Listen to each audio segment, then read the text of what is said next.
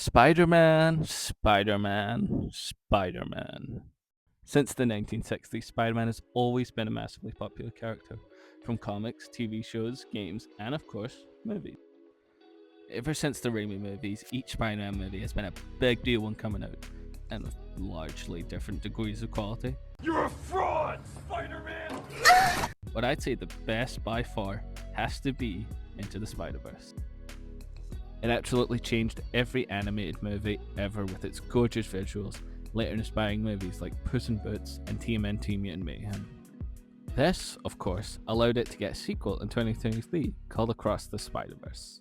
And people... It's really good, like overwhelmingly good. Like, I can't say everything I need to say in a single video kind of good. Spider-Man Across the Spider-Verse is peak Spider-Man content. I'm like, I haven't been this excited about a movie like since fucking Spider-Man No Way Home. I haven't been excited about a movie for so fucking long. really loved it. But did I love it as much?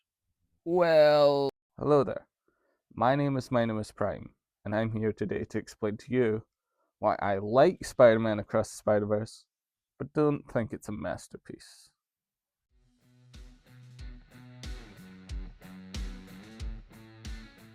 Now let me say again, I don't hate this movie. I actually think there is a lot to like about it. The cast is amazing. The animation is gorgeous, and I'd say that is the biggest step up by far from the first. And the story is interesting. And if you think my main complaint is that it's woke, then you should probably get out of this channel. I actually think all the culture and LGBTQ plus representation is a major positive of the film. It makes the whole anyone can be Spider-Man thing feel a lot more legit and realised. All the other Spider people who appear are really great and fun, like 299, Punk, India, etc. They all are really great. The only complaint I would have is not really a complaint, more of a missed opportunity. I just think Spider-Man India, who's voiced by Karen Soni, could have been called Dopinder just to reference the Deadpool movies and make them the same character. I just think that would be super funny and random. But as I said, it's not a complaint. It's just a missed opportunity they probably didn't even think about. The themes are also very well done, with it being about if you can save someone, you absolutely should. And the obvious parallels with Miguel being the Spider-Man who wants everything to stick to the canon, and who also hates Miles for just existing. The theme of fatherhood is excellent, with exploring the stress of parent and child. Want a more in-depth look? Then look to other channels, like Troy Warrior 13, the video I watched to prepare for this one.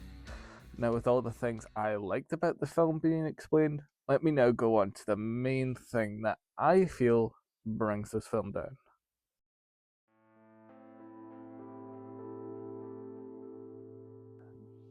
Now, to explain my problem with Spider-Verse, we need to explore the structure itself.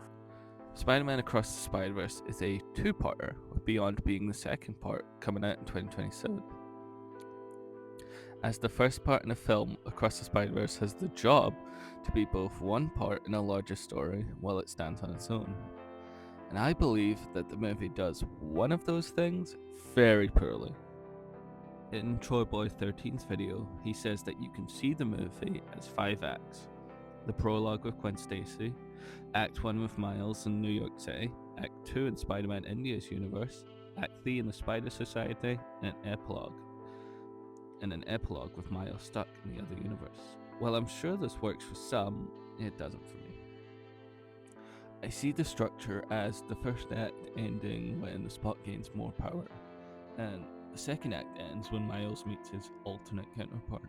So, for me, the film just kinda ends suddenly with no payoff. It not only affects the pacing, but it also gives the film this incomplete feeling. It's just all this build up and build up and build up that goes nowhere.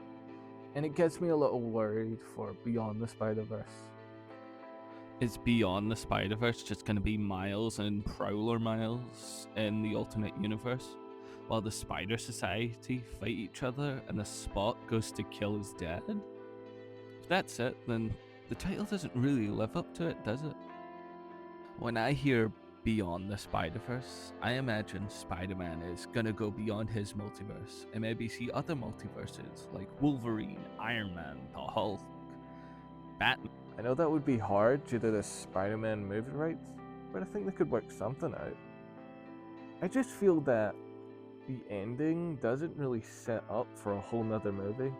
You could totally do what they're setting up in like an hour at most.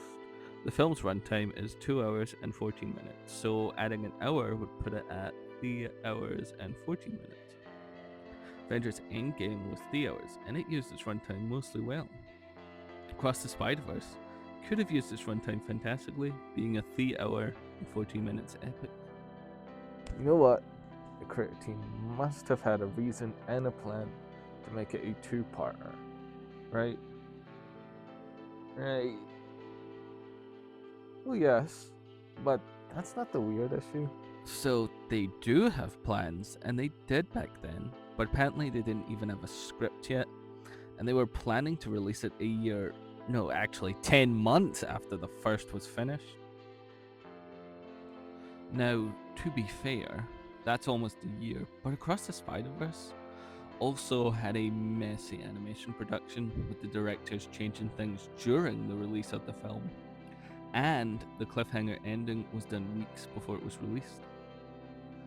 The animators spoke out about how terrible their time on the film was, and with them and the director saying they had a beginning and ending planned, but not a middle, makes me a little worried.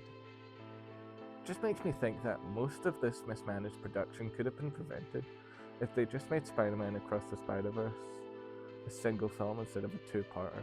As I said, just add an hour or 50 or even 40 minutes and you'd have a pretty complete film. I'm still hopeful for Spider-Man Across the Spider-Verse. I just fear that it may feel unnecessarily long and with unnecessary filler. I 100% hope I'm wrong, but I still worry.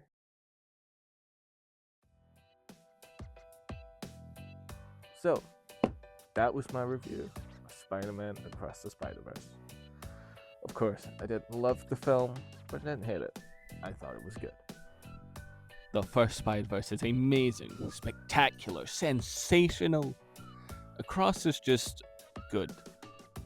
The good Spider-Man. So now I must introduce my Minimus Prime's review tier list, where after each movie I put it on a tier list. I will put Spider-Man Across the Spider-Verse in B for bit. Please leave your opinions in the comments below, whether you agree or disagree. And remember, be kind and civil about other people's opinions. And a big thank you to my editor. I'm here to tell you right now, we don't care. Let me tell you. We don't care. Remember to share this video with your friends or family. Hit them. That's all, folks. And I'll catch you in another universe. Did you get it? Huh? Yeah, because Across the Spider-Verse, like multiverse game.